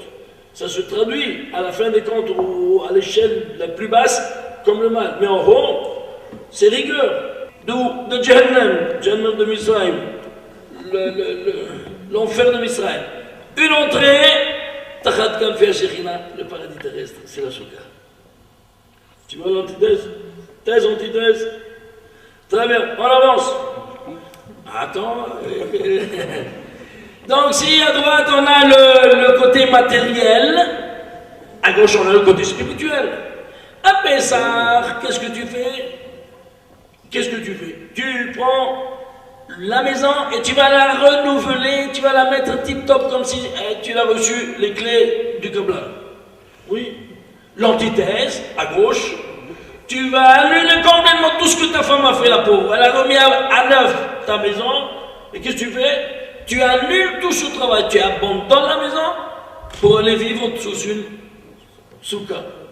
C'est pas l'annulation de tout le travail que ta femme a fait à Pessah? Non. Tu vois, thèse, antithèse. Donc le côté matériel, il est permanent. Ah, il est permanent parce que tu es toute l'année. Le côté spirituel, il est provisoire. Une semaine. Parce que le côté spirituel n'est pas de ce monde-ci, il est du monde supérieur. Tu piges? Ça t'embarque. Alors on avance. On avance, qu'est-ce qu'on a là? On a tellement de points à montrer, incroyable. Regardez par exemple. Alors, on arrive, le côté, donc à Soukot, qu'est-ce que tu as? Écoute, à Soukot, tu as 4 espèces. Tu prends les 4 espèces et tu fais Mahalal HaKadosh Baruch Hu. Donc c'est une donnée, tous des kavanot. Tu vois le Shana Kavanot ici du Harizal, tu passes 1 heure à faire les Nanoïm. Tu connais voir dans la Souka comment maître il faisait, Rav Kadori, Rav Dazar, les Machelon. 1 heure à faire les Nanoïm, tu sais ça? Ouais, tu dois voir, c'est quelque chose d'extraordinaire. Qui n'a pas vu ça, il ne sait pas ce que c'est le Nanoïm. Eh bien, c'est tout des kavanot, tout côté spirituel, avec ces 4 espèces. Tu sens même pas le parfum Le côté gauche, tu vois l'autre côté à Pessah, qu'est-ce que tu fais? Ces 4 espèces spirituelles se traduisent en 80 et ensemble, glou glou glou, un après l'autre, tu bois. Tu vois ça, le côté matériel? Ces 4 espèces représentent les 4 espèces de juifs, comme nous savons tous. Je ne veux pas rentrer dans les détails, il y en a pour une demi-heure. Enfin, de l'autre côté, il y a 4 verres que tu vas boire en parallèle aux 4 langages de Géoula de qui? De ces 4 espèces de juifs, qui sont de l'autre côté représentés par les 4 espèces de végétaux. Ok? Ici, vas-y. C'est quoi les 4 espèces, les 4 lachonotes de Géoula par rapport aux 4 espèces de juifs? Absolument! Je te dis, j'en ai pris une demi-heure. Si tu me donnes, avec plaisir. Vas-y. Ah, ça c'est fabuleux de voir comment chaque langage il est en fonction du juif. Incroyable. Ensuite, qu'est-ce que nous avons? Nous avons que ces 4 espèces-là, elles sont mitzvah d'Oraita. L'antithèse des Rabbanan. Les verres que tu bois, c'est des Rabbanan. Donc, les antithèses. Ces 4 espèces-là, les des Rambam, ils sont 7 jours sur 7 d'Oraita en face du côté. Et bien l'autre, un jour seulement, et des Rabbanan. Oui, non, les 4 vers, c'est des Rabbanan. Les 4 vers, c'est des Rabbanan tout. Mais les soirées, c'est d'Oraita. D'autres données, qu'est-ce qu'on a? On a qu'à droite, on dit à Pessah, Mori de Tal. Le côté opposé, qu'est-ce qu'on dit? Quand on dit Mori de Tal, à l'entrée de la fête. Quand il dit Mashiach Mori de Geshe, à la sortie de la fête. Incroyable. Toujours un ping-pong sans arrêt. Ok, autre donnée. Qu'est-ce que nous avons? Nous avons les Shimurim que nous a dit Daniel. La soirée, la première soirée, c'est les Shimurim. Tu fais toute la veillée pour étudier. Elle correspond de l'autre côté à quoi? À la dernière soirée aussi, tu fais la veillée au Shana Rabba. Tu dors pendant la nuit. Qu'est-ce que tu fais les Shimurim? Tu lis une Haggadah. Qu'est-ce que c'est la Haggadah? C'est le livre de la sortie d'Égypte. Qui en a été l'auteur? Akadosh Baruch Hu, comme je l'ai dit. Ah, il n'y a pas une seule fois nommé le nom de Moshe Rabbeinu. Et pourquoi? Parce que je n'ai pas moi qui a passé avec un shaliach, l'homme un shaliach, l'homme un malach, l'homme un salaf, ani Hashem. Donc, nous voyons qu'on met en relief simplement présent de Akadosh Baruch Hu, et qui est présent seulement dans la Haggadah de Pessah. L'antithèse, de l'autre côté, dans Moshe Rabbeinu, tu vas lire tout le Sefer Devarim qui est quoi? Tout le livre que Moshe Rabbeinu a écrit. Donc, thèse, antithèse. Présence totale de Moshe Rabbeinu, à Shana Rabba, absence totale dans la Haggadah. Vous voyez les thèses, antithèses, incroyable, hein? Ensuite, qu'est-ce qu'on a? On a 7 jours à Pessah. Écoute, Daniel. On a 7 jours à Pessah, mais on a au Shana Rabba. C'est-à-dire 7 plus 1, oui ou non? Alors, quelle est la négative de 7 plus 1? Allez, dis-moi. Hein? Combien? Non, mais il y a dit. Ah, le Hazakou, vous avez entendu? Alors, 1 plus 7, c'est la négative de 7 plus 1. C'est juste ou pas? 7 jours de Pessah et 1 de Shemini Atzeret. Et l'autre, qu'est-ce que tu as? Tu as 1 plus 7. Et c'est quoi 1 plus 7? C'est un blanc, ce que toi tu as dit, toi, quoi? Le 14, et qu'est-ce qu'il y a le 14? Tu dis ça? Korban Pessah, qu'est-ce que c'est alors?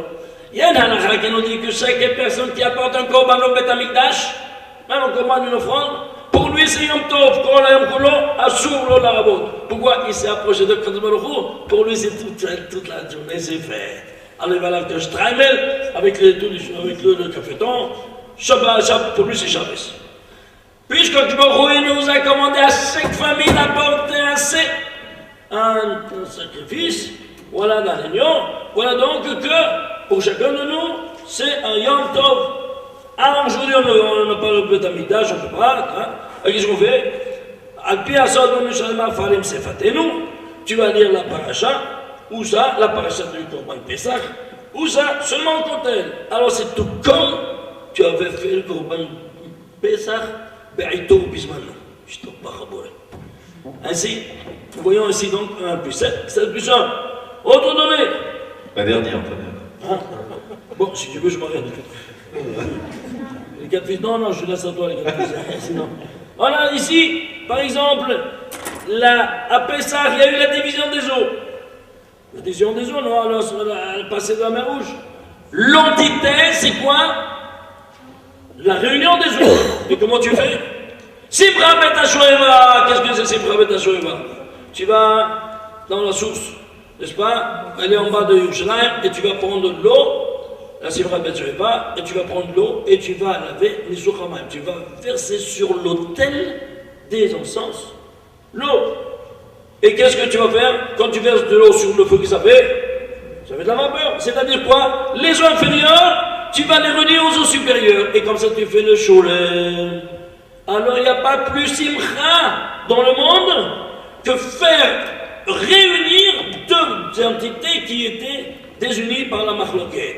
Alors, si toi, tu te comportes ainsi avec un élément inorganique, al-Hakama vekama, que Dieu te comporter avec entre les hommes, et c'est ça qui fait la joie de Sukkot. Et donc, l'antithèse, c'était la désunion, c'était à Pessah. Autre donnée, on voit ici qu'il y a le 10, quand commence le Korban, la fête. Le 10 Nissan, comment? Vous allez prendre un agneau chacun. Pourquoi le 10? Parce que ils se sont un peu entamés de la péché d'Avodah Zarah. Alors ils devaient donner preuve de fidélité à Kadosh Baruch Hu. Qui ne croyait plus dans ce Dieu-là, alors je vais te sauver. Alors qu'est-ce qu'il t'a dit? Il t'a dit maintenant tu vas aller chez les Égyptiens tu vas prendre un agneau et tu vas quoi? Tu vas l'emprisonner, le lien au pied de ton lit. Imagine-toi 600 000 personnes, 600 000 familles, 600 000 béliers, agneaux qui un choral pendant 3 jours qui dormait et de 3 jours et 3 nuits, ce concert qui criait viens nous sauver. Hein, pire que les grenouilles, comme dit le diable. Eh bien justement, viens nous sauver. Eh bien vous allez dormir 72 heures, 3 jours, oui, sous cette menace. Et vous avez confiance que moi je vais vous sauver. Et comme ça ils ont passé. Eh bien c'est pas terminé la preuve du Nikayon de Saravo d'Azara. Alors maintenant qu'est-ce que tu vas faire? Le 14e jour, qu'est-ce que tu vas faire? Tu vas prendre ce dieu-là égyptien, tu vas aller à la place publique. Qu'est-ce que tu vas faire? Tu vas les égorger devant les Égyptiens. Tu t'imagines égorger un agneau, le dieu des Égyptiens, devant leur dieu, dans la place publique. C'est comme si tu vas aujourd'hui à la pièce pierre impure, hein, c'est pas, à Rome, et tu prends un madame, tu la casses, tu seras lapidé sur le champ. Oui ou non? Voilà, c'est quelque chose de semblable. Imagine-toi jusqu'où ça va cette preuve. Et puis, c'est pas terminé. Qu'est-ce que tu vas faire? Tu vas prendre un cirque, tu vas faire deux places à l'autre, et tu vas le mettre au barbecue, comme ça, sur le feu. Regarde notre Dieu qui est complètement barbecue. Ouais. Viens me sauver. Voilà, il ne faut pas venir perdre de sang. Je suis ici à te protéger. C'est terminé? Non, c'est pas terminé. Qu'est-ce qu'il faut faire maintenant? Tu vas les dévorer, le manger sans casser les os. Entier. Ça s'appelle le dévorer. Comme ça, les Égyptiens voient que tu le dévores leur Dieu. Mais regarde jusqu'où ça va. C'est terminé? Non, c'est pas terminé. Et alors, jusqu'à quand?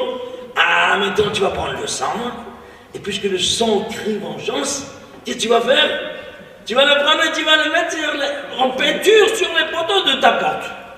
Ouais, ça crie vengeance. Et là, quand tu vas faire le sang de ce Dieu-là qui va crier vengeance, comme peinture à ta maison, et alors là, moi je viens et je te sauve. Et c'est ça, ça a été le signal final. Ça, c'était le commandement seulement à cette génération-là. Bon, on va continuer après. Moi, j'ai une question à vous poser. Le soir du Seder de Pessah, si vous faites avec les Mekoubalim, jusqu'à quelle heure vous... À quelle heure vous arrivez à la Ficomane? Écoute, c'est ça. Non, il faut faire vite. Si vous voyez la Haggadah qu'il y a avec les cabanes qu'on fait, je vous dis franchement, je ne sais pas si on arrive à même pas à faire le kidouche. Tellement c'est riche de cabanes. Alors, on va essayer d'avancer un petit peu avec le Rabbi Jaoui. Vehi Amdal a voté Nouvelan. Il y a toujours cette question de savoir toujours Vehi. Qui c'est Vehi? Et... Alors en fait, il ne faut pas oublier le début de la phrase. On nous dit avant Baruch Shomer Avtachato l'Israël Baruchu. On vient bénir ici à Kadosh Baruchu d'avoir respecté entre guillemets sa promesse à Israël. Comme il est dit, Kadosh Baruchu Chishev et Aketz. Kadosh Baruchu a donc bien calculé le temps. Tout le monde connaît. Kadosh Baruchu avait dit à Abraham Avinu Yado Ateda ki ger yezar acha beretz olahem. Donc il avait déjà annoncé à Abraham qu'un jour sa descendance serait esclave en Égypte durant 400 ans. Nous savons tous que Am Israël est resté esclave en Égypte durant 210 ans, et donc il y a une différence de 190 ans, c'est ça, Chishev et Aketz. Ketz, Kouf, Tzadik, c'est 190. C'est-à-dire qu'Akadosh Baruch Hu a pris en considération ces 190 années qui ont été déduites. Et on nous dit donc après, Vehi she'amda la'avotenu velanu. Alors évidemment, beaucoup d'explications sont données et de commentaires. Le plus connu, je pense, d'entre eux, c'est ce qui nous dit Vehi, c'est 4 lettres, Vav, He, Yud, Aleph. C'est en fait, on veut dire à Kadosh Baruch Hu, on veut dire autour de nous, à notre table, le soir du Seder, que ce qui nous a véritablement protégés. Parce que n'oubliez pas la suite de la phrase, Vehi, she'amda la'avotenu velanu, c'est bien tel qui nous a protégés, nos ancêtres et nous-mêmes. Shelo echad bilvad amad alenu lechalotenu, car il n'y en a pas qu'un qui a voulu nous exterminer. Et là, shebechol dor vador omdim alenu lechalotenu, mais c'est de génération en génération qu'on se dresse contre Israël, contre nous, pour nous exterminer. Ve'akadosh baruch hu matzilenu miyadam, et Dieu vient nous protéger et nous sauver donc de tous ces détracteurs. Alors Vehi, l'explication la plus connue, c'est de dire Vav He Yud Aleph, c'est de nous dire de quoi est-ce que l'on parle. Vav, c'est 6, ça renvoie à la Torah chez Baal Pé, Shisha Sidre Mishnah, les 6 ordres de la Mishnah. He, 5, ça renvoie à la Torah chez Birtav, Chamesha Chamshe Torah. Yud, 10, c'est les Aseret Atibrot. Évidemment, Aleph, c'est Akadosh Baruch Hu, Echad Elokenu Sheba Shamayim Uva'aretz. J'avais entendu une fois une explication intéressante, c'est que vous verrez que dans les Haggadot, il est écrit que juste avant ce passage, on nous dit même dans la Haggadah que j'ai sous les yeux, Mechassim, Hamatzot Sheba Ke'ara, nous recouvrons les matzot, Ve'ochez Akos Biyado Aymanit, et on prend donc dans la main droite la coupe de vin, et on récite Vehi She'amda, on a l'habitude même de chanter ce passage. Pourquoi est-ce que, curieusement, ici particulièrement, on nous demande de tenir les coupes, de couvrir le pain, et juste après on nous dit on pose la coupe et on redécouvre les matzot. N'oublions pas même un aspect halachique à ça, c'est que la matzah s'appelle lechem oni, et les Chachamim expliquent lechem she'onim alav devarim arbe. Il faut raconter tout le récit de la sortie d'Égypte face en présence donc à la matzah. Donc c'est-à-dire que là, on a besoin, il est nécessaire que la matzah soit découverte, puisque c'est elle, entre guillemets, qui nous fait parler. Et pourquoi est-ce que là, nous la couvrons? Pourquoi est-ce que là, nous demandons de prendre ce verre, la coupe de vin dans les mains? Un rabbin voulait expliquer la chose suivante. Vous savez que s'il existe un danger, parmi tous les dangers qui ont guetté Israël durant son histoire, celui qui a décimé malheureusement beaucoup de juifs, particulièrement dans un aspect spirituel, c'est l'assimilation. Rappelez-vous, c'est des garçons juifs qui vont épouser des filles non juives ou le contraire. Et la Gemara a déjà prévu ce genre d'éventualité et nous a mis en garde. Et nous a dit malheureusement, lorsque nous vivons au sein de nations, il est envisageable que nous nous trouvions des fois dans des échanges avec le non-juif, dans les affaires, dans le voisinage, dans toutes sortes de situations qui seront posées. Et les sages ont voulu nous dire dans la Gemara qu'il y a des règles pour nous protéger de ces fréquentations dangereuses. Et on nous dira ainsi Gazru pitam mishum yenam, veyenam mishum benotam. Les Chachamim nous diront nous avons interdit à un juif de s'asseoir avec un non-juif, boire un verre de vin. On rentre dans un bar, on commande un ballon de rouge, on nous l'a interdit. Pourquoi? Parce que les Chachamim yarda Torah lesov dato shel adam.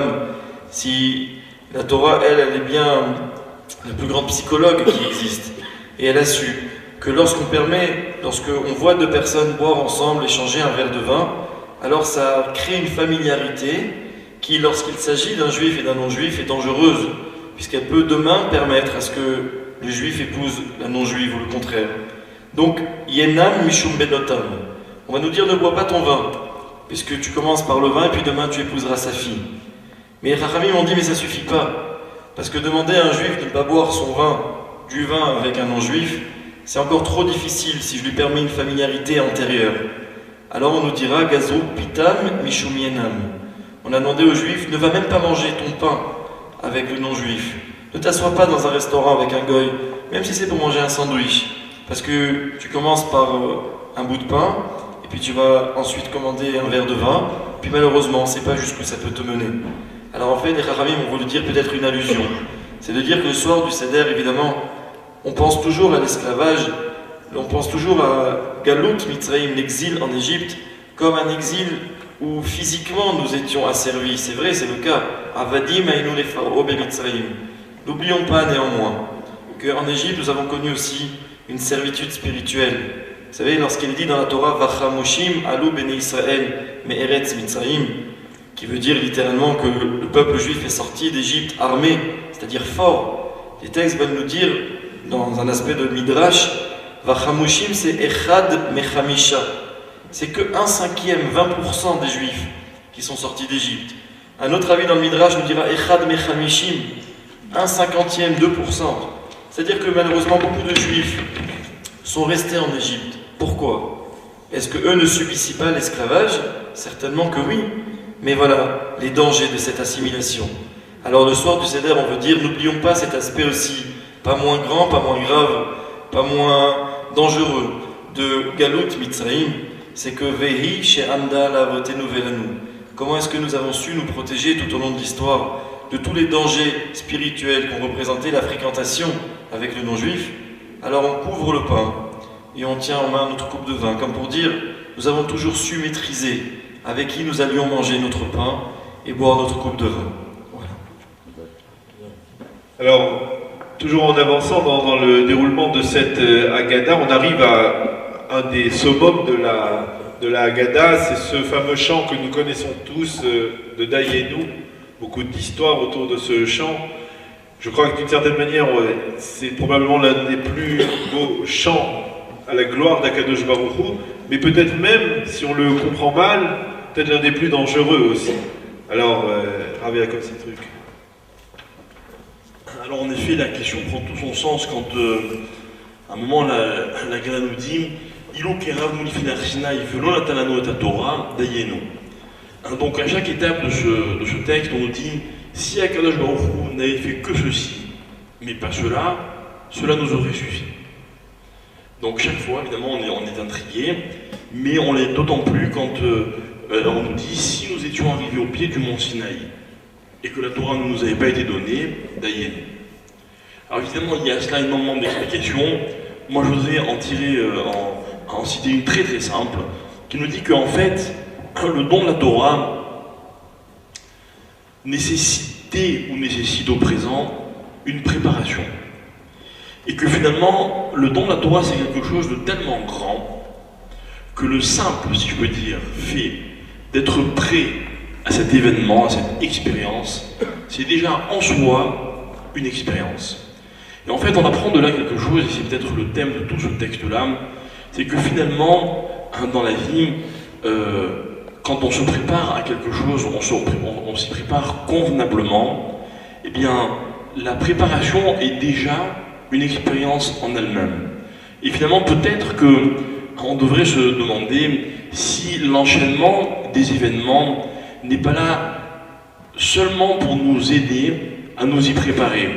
On sait que c'est Pessah dans quelques jours, et puis, comme on l'a dit plusieurs fois, tout le monde se prépare. Et finalement, si le thème de Pessah c'était juste d'être prêt à Pessah, finalement, si dans la vie, l'expérience n'était pas que le résultat d'une préparation. Alors évidemment, le texte se dépêche de dire, juste après Dayenu, oui, mais ce que on a envisagé comme étant possible de n'avoir pas été fait, a été tout de même fait. Alors peut-être que l'étape d'après, vous voyez, et chaque fois on passe tout de suite à l'étape d'après.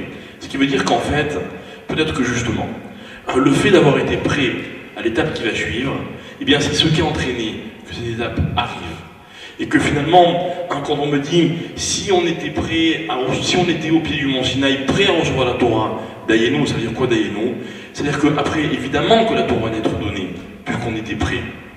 Et en fait, comme je le dis souvent dans mes cours, fréquentés majoritairement par des célibataires, qui se préparent au mariage, eh bien, quelquefois, quand un événement n'arrive pas, c'est peut-être parce que finalement on n'est pas suffisamment prêt. Et que ce Dayenu que nous dit la Haggadah, c'est que si on était prêt, pardon, un petit peu différemment, que ce que la vie attend de nous, donc la Torah, c'est qu'on se prépare à ce qui va suivre. Dayenu, voilà quelle est ma responsabilité, voilà quel est mon rôle. Si je me prépare, j'ai fait ce que je devais faire. Après le reste, ça ne dépend pas de moi, ça veut dire, de toute façon ça va venir, parce que c'est ce que veut Akadosh Baruch Hu. Akadosh Baruch Hu, évidemment, qui voulait qu'on reçoive la Torah. Ça allait se faire. Ce qui dépendait de nous, c'est qu'on soit prêt à le recevoir. Alors, quand vous arrivez au texte de Dayenu, c'est pas seulement parce que la Haggadah vous a semblé longue et que vous arrivez à ce texte enfin dans lequel on dit bon allez maintenant ça suffit, c'est pas l'aboutissement d'une soirée où on se dit bon on a terminé, au contraire c'est de se dire maintenant on est prêt, maintenant on a compris ce que c'était. Et en fait c'était un petit peu pour nuancer ce que disait notre cher ami Daniel. C'est important de se reposer la veille du Seder de Pessah, c'est vrai. Mais en fait, ce qui compte, c'est d'être prêt. Donc, si pour être prêt, certains ont besoin de se reposer, reposez-vous. Si pour être prêt, certains ont besoin d'étudier, étudiez. Si pour être prêt, certains ont besoin d'autre chose, faites-le, mais soyez prêts. Si j'avais su que ça allait provoquer autant de réactions, ce conseil, alors peut-être que j'aurais mesuré. Mais bon, on peut continuer encore dans le récit de cette Haggadah, et peut-être justement par rapport justement aux questions que l'on pose, on a peut-être toujours le sentiment qu'on pose beaucoup de questions au début de la Haggadah et peut-être pas assez par la suite. Alors il faut peut-être, si je me permets, de donner un deuxième conseil, c'est que, enfin moi je me souviens que ma mère, lorsque l'on était en Chutz La'aretz, on était plus jeune, on était en Chutz La'aretz, ma mère disait laissez un peu de questions pour le lendemain, parce qu'il y avait 2 sédères. Ici il n'y a pas ces 2 sédères. On a le mérite d'être en Eretz Israël et de pouvoir se contenter d'un seul seder pendant la fête de Pessah. Alors, il y a une autre alternative, c'est de répartir des questions, de laisser des questions pour la Arucha. C'est-à-dire que lorsque l'on mange Shulchan Aruch, eh bien, il faut aussi remplir pendant ce repas, qui est le premier repas de Pessah, ce repas de Divrei Torah. Je pense qu'on peut aussi essayer de répartir pour permettre d'arriver aussi avant la... Je vous disais qu'il donnait des bons conseils. Hein. Arriver avant la fin, avant la Ficomane que l'on doit lire avant Chatzot. Alors justement, on approche nous de notre Chatzot à nous parce qu'on va bientôt devoir se quitter. Peut-être le Rav Mijaoui voulait dire un mot sur le Hallel. Ce Hallel qui est si particulier que l'on va réciter 3 fois pendant la fête de Pessah, 2 fois dans la soirée de Pessah, ce qui est totalement exceptionnel. Alors en fait, le Hallel, c'est tout le thème et l'aboutissement de notre soirée. Pas l'aboutissement dans le temps, parce qu'en réalité, on finira pas avec le Hallel, on finira encore, comme on l'a dit tout à l'heure, avec Shir HaShirim, avec les chants de Pessah, mais l'aboutissement dans la dimension. Qu'est-ce qu'on veut arriver, comme on l'a dit tout à l'heure, comme l'a dit Daniel, on matrilim bignai umsaimim bishvach. C'est-à-dire qu'on commence par réciter d'abord les choses douloureuses. Avadim aïnou les pharaons, halachma anya, voici le plein de misère. Et puis progressivement dans la Haggadah, nous avançons, et puis nous allons assister aux miracles qui se sont déroulés, et puis jusqu'à arriver au moment où nous réciterons la bracha finale à la fin de Maggid, les fichach, anachnu chayavim, les odot, les hallel, etc. Et là on va donc avant la bracha réciter la première partie du hallel. Alors moi j'ai toujours une petite idée que j'affectionne particulièrement, que j'aimerais partager avec vous ce soir. Sur le 2e paragraphe du Hallel, on dit Betzet Israël Mimitzraïm, un passage qu'on a l'habitude aussi de chanter. J'avais lu un jour une idée qui rapportait d'ailleurs dans la Haggadah de Rav Ovadia Yosef. Il ramène pas la source, mais j'ai trouvé l'idée très très belle.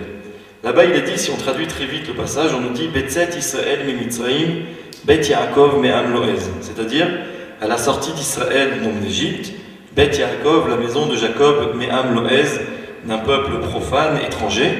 Et on nous dit un petit peu plus loin, Hayam Ra'a Vayanos. La mer a vu et elle a reculé. Hayarden Isov Leachor. Le Jourdain a littéralement rebroussé chemin. Et on voit Hearim Rakdu Cheelim. Les montagnes vont danser comme des béliers. Gevaot Kivnetson. Les collines comme du bétail. Malecha Hayam Kitanus Hayarden Tisov Leachor. Qu'as-tu la mer à reculer, le Jourdain à faire demi-tour? Et Harim, Tirkedu, Cheelim, Gevaot, Kivnetson, les montagnes, les collines à danser et à sauter. Et en fait, il faut comprendre ici de quoi il s'agit, évidemment avec un aspect, donc une approche du Midrash. C'est qu'il y a une règle dans la Halacha, dans la Gemara, on le rapporte souvent, qui s'appelle Mida Keneged Mida. C'est-à-dire que lorsqu'on assiste à des châtiments, notamment, ou même à des récompenses, c'est toujours fait mesure pour mesure, traduction littérale, c'est-à-dire que c'est proportionnel à la faute. C'est cohérent avec la gravité ou la nature de la faute. Et ça, je vais nous dire, que méritaient véritablement les Égyptiens en sortant d'Égypte? Quelle mort les attendait? Et en fait, on va voir ici qu'il y a 2 réponses qui sont données, et on va essayer de voir dans quelle mesure on peut comprendre les 2 à la fois. C'est que, souvenez-vous, pendant des années, un jour, Pharaon lui avait dit que dans sa maison en Égypte va naître Moshiach chez Israël, celui qui va délivrer les Juifs. Et donc, il n'a pas été très intelligent, mais il a été dans une solution un petit peu radicale. Il est allé voir les femmes, les sages-femmes, et il leur a dit Kol haben hayilod hayehora tashlichuhu vechol habat techayun. Tout garçon qui naîtra, vous le jetterez dans le Nil, vous le ferez mourir, et les filles, par contre, vous les laisserez vivre. Et on nous raconte longuement tous les miracles qu'il va y avoir en Égypte, qui vont faire que véritablement, Am Israël va pouvoir tellement être nombreux et continuer de se développer et exister là-bas. Mais au fond, la punition que méritait donc l'Égypte, voilà comment les Chachamim la conçoivent, c'était qu'il mérite noyés par l'eau. C'est ce qui va se passer d'ailleurs. Parce que eux ont noyé des enfants juifs, alors ils méritaient de mourir par cette mita de chenek, comme ça s'appelle, c'est-à-dire eux-mêmes mourir étouffés par noyade. Simplement, il y a une Gemara qui nous dit un point intéressant. Vous allez voir, je saute très vite un sujet à l'Afrique, mais on va voir le rapport. La Gemara nous dit comme ça, Haba al-Na'ara me'urasa chayav skila. Un homme qui userait de violence envers une fille fiancée, et chayav, donc de mourir, mais la peine de mort qu'il mérite, évidemment, si toutes les conditions sont réunies pour qu'on puisse appliquer une mort, à l'époque on avait le Beth Amikdash, alors la mort qu'il mérite c'est skila, c'est-à-dire lapidation. Et là il faut savoir que lorsque Am Israël va sortir d'Égypte, il est comparé à cette jeune fille qui a été choisie comme ça dans un milieu inculte par un homme, en l'occurrence par Dieu, qui vient Chol, et puis il va la sortir de là, il va la rapprocher jusqu'au moment où Shavuot, le don de la Torah, on nous dit, c'est la lecture de la Ketouba, c'est-à-dire c'est le moment, rappelez-vous, la montagne sur la tête d'Israël, c'était comme la Choupa, c'est-à-dire on est mamage au moment du mariage entre Israël et Akadosh Baruch Hu.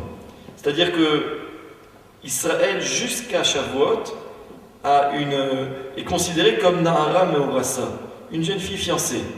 Et là on est poursuivi par les Égyptiens. Abba Na'ara Me'urasa, on nous fait du mal. Quelle est la peine qu'ils méritent? Quelle mort? C'est forcément Chayav Skila, ils doivent mourir lapidés. Et donc les Chachamim vont nous dire, il y avait ici comme une lutte muette entre les éléments de savoir qui c'est qui va être ici l'acteur de la mort des Égyptiens. Est-ce que ça va être une mort par lapidation ou est-ce que ça va être une mort par noyade? Alors les textes vont nous dire, voilà ce qui se passe. Betzet Israël mi-Mitzraïm bet Yaakov me'amloez. Am Israël sort d'Égypte, sort de cette maison de l'Égypte inculte. Et là on va nous dire, Hayam ra'a vayanos. La mer voit les Égyptiens qui approchent, qui sont en train de poursuivre les Béné Israël. La mer elle recule, elle se dit c'est pas à moi d'agir. Hayarden isov le'achor. Par contre, Heharim rakdu chelim, les montagnes et les collines se mettent à danser parce qu'elles se disent c'est nous aujourd'hui qui entrons en action, ça va être à nous d'être l'outil de cette mort que doivent subir les Égyptiens. Et là, Dieu intervient et arrive et dit aux éléments, Malecha hayam kitanus, hayarden tisov le'achor. Qu'as-tu la mer à vouloir reculer, toi aussi le Jourdain? Et vous par contre, Heharim rakdu tirkedu chelim, pardon, gevaot kinetson, et vous les collines, les montagnes à vous agiter. Quel est le miracle de la sortie d'Égypte? C'est en fait le dernier passage le dernier verset de ce passage, c'est lorsqu'on va nous dire Haofri hatsur agamamayim chalamish lemainomayim. L'un des miracles, s'il en fallait d'autres, dans la sortie d'Égypte, au-delà de tous ceux qu'on a connus, qui ont été expliqués avant moi, c'est de savoir que Dieu va faire comme ça Haofri hatsur agamamayim. Dieu il va transformer le rocher en eau. Chalamish, la pierre, les maïnomaïm, en étendue d'eau. Si on voulait, ce serait comme si on disait que les Égyptiens ont été lapidés par l'eau ou sont morts noyés par les pierres, si on pouvait concevoir. Mais évidemment, ça ne rentre pas dans nos esprits parce que c'est du domaine du miracle. Et voilà peut-être une lecture qui est intéressante de ce passage, c'est de comprendre encore une fois combien nous voyons de miracles qui ont été tout le symbole de cette sortie d'Égypte. Et c'est comme ça qu'on peut passer à la beracha de la fin de Maguid, où on dira Baruch Ata Hashem Ga'al Israël. Nous rendons hommage à Kadosh Baruch Hu de bien avoir voulu nous délivrer d'Égypte, mais ce n'était pas simplement sortir d'Égypte, c'était tout ce qui accompagnait cette sortie d'Égypte, c'était les miracles qu'on a vécus, c'était tout la défaite des Égyptiens, et surtout, le but c'était la direction qu'on empruntait à ce moment-là, c'était aller vers le Matan Torah pour devenir donc plus grand. Et comme on l'a dit, c'était le moment de ce mariage extraordinaire. Je pense qu'on aura l'occasion d'en reparler une autre fois.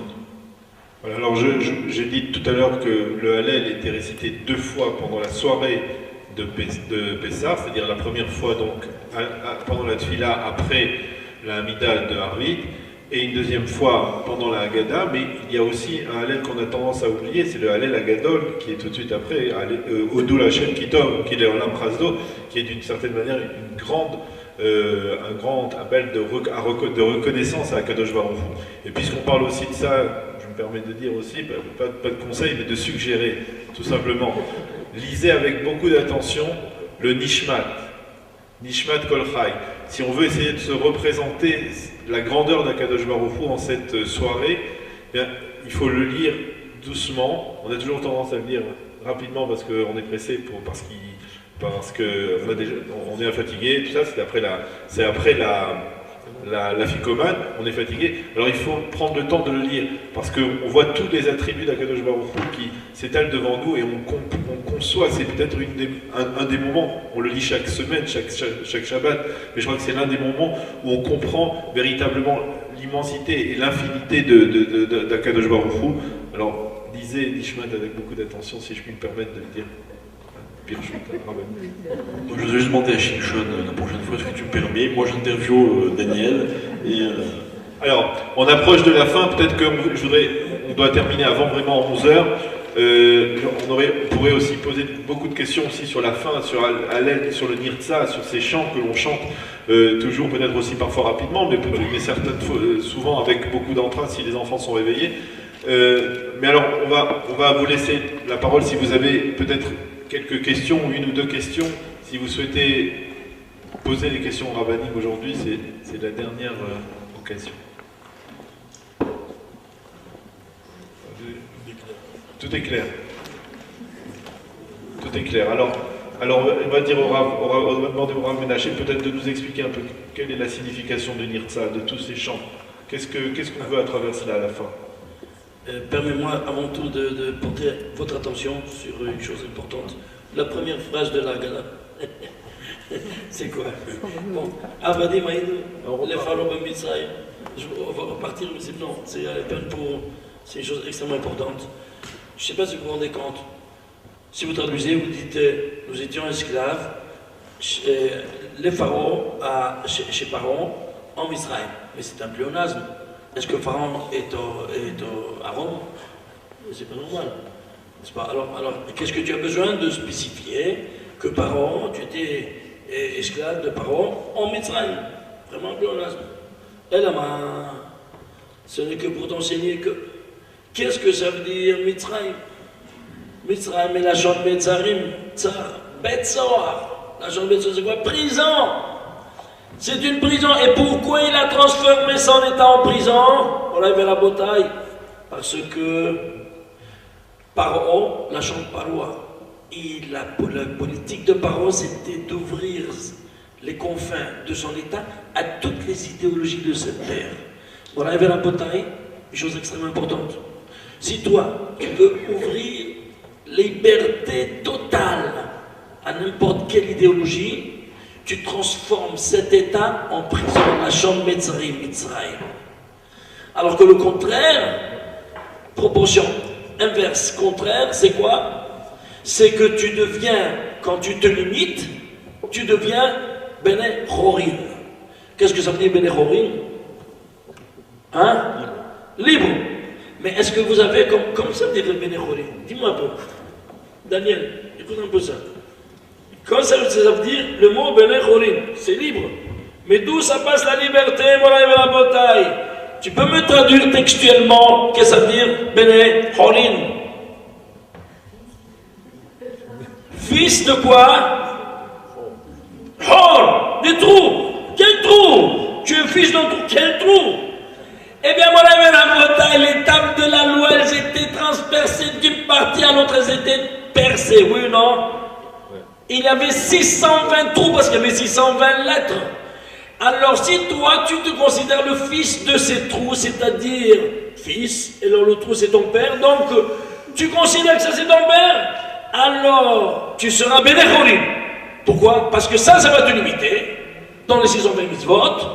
Alors ce n'est à partir de ce moment-là que tu deviens Bene Chorin. C'est-à-dire quoi? La liberté passe par quoi? Par cette super limitation des 620 mitzvot. Et d'où, quels sont-ils? Il y a 620 lettres, le Shlach Kadosh nous dit. Pourquoi? Parce qu'il y a chaque lettre qui fait allusion à une ordonnance de Oraïta ou de Rabbanan. On a Oraïta 613 et 7 de Rabbanan. Ça devait être total 620. Donc dans les 10 commandements, on aura 620 lettres. Déjà tout inscrit, même les Rabbanan sont inscrits déjà dans le Har Sinaï, dans les 10 commandements, même après l'entrée en Eretz Israël. Donc vous voyez cette dimension extrêmement importante. D'où passe la véritable liberté de l'homme? à partir du moment que tu te considères le fils de ces trous, c'est-à-dire c'est ton père, eh bien ton père il te commande ces 620 commandements, tu acceptes ça, tu deviens totalement, quoi donc, libre. Et je termine par ça, j'ai cherché aujourd'hui, dans tous les diplets, combien des fois il y a le nom de Dieu, de la miséricorde. Je l'ai trouvé 93 fois. 90 en lecture directe et 3 en lecture inverse, mais sans saut régulier de lettres. C'est en direct. Pourquoi 93 ? 93, c'est la guématria de Magen. C'est quoi Magen ? Bouclier, protection. Eh bien, pendant ces diplets, c'était une protection pour toi. Et tu vois ce parallélisme. Où c'est écrit Magen dans la Torah ? Anochi Magenach. Une seule fois dans toute la Torah. Avraham Avinu, je serai ton bouclier. Mais pourquoi? Parce qu'il a passé 10 épreuves, toi tu as passé 10 plaies. Alors, Magen, 93, après dans les 10 plaies, 93. Ces 93 valeurs numériques vont se cristalliser. Dans quoi? Dans 3 fois 31. C'est quoi 31? 31. 3 fois 31, c'est 93. Et c'est quoi 3 fois 31? Voilà la bataille. Les paires de téphilines que tu vas mettre, chaque boîtier de téphilines, tu as 31 versets. C'est la couronne de l'homme. Je t'ai enlevé une paire de menottes, que c'était les menottes de l'esclavage d'Égypte pour t'en mettre notre père. Laquelle est les menottes des téphilines. Je te lis le main et la tête. Ainsi tu seras mon serviteur et non plus le serviteur des hommes. Par là commence la liberté véritable. Alors pourquoi 3 fois 31? Parce que tu as 31 versets dans Rashi, 31 versets dans Rebelouta, parce qu'il faut aussi Rebelouta, non. Et oui, il y a les 31 autres. Les 31 autres viennent à Mincha avec les divinités de Shimusha Rabba. Shimusha Rabba. Si vous venez dans la yeshiva de mon maître, on prie toujours à Mincha, ce sont les prières, les divinités comme à Mincha. Shimusha Rabba. Rav Gadou, tout le minyan, on met toujours le divin à Mincha. Pourquoi? C'est Shimusha Rabba. Alors 31, ça devait combien? Ça devait 93. Anochi Magen là, c'est le Magen qui va nous protéger. Amen, on a mis Amen vers Amen. Eh bien, je crois que nous sommes arrivés au bout d'une certaine manière de cette Haggadah et au bout de cette soirée. Je crois qu'on a pu percevoir déjà à travers cette soirée un peu de cette avira qui va nous envelopper pendant la soirée du Seder la semaine prochaine. Grâce aux rabbinim qui étaient présents, au Rav Menaché, au Rav Citruk et au Rav Bijawi, je voudrais les remercier en votre nom.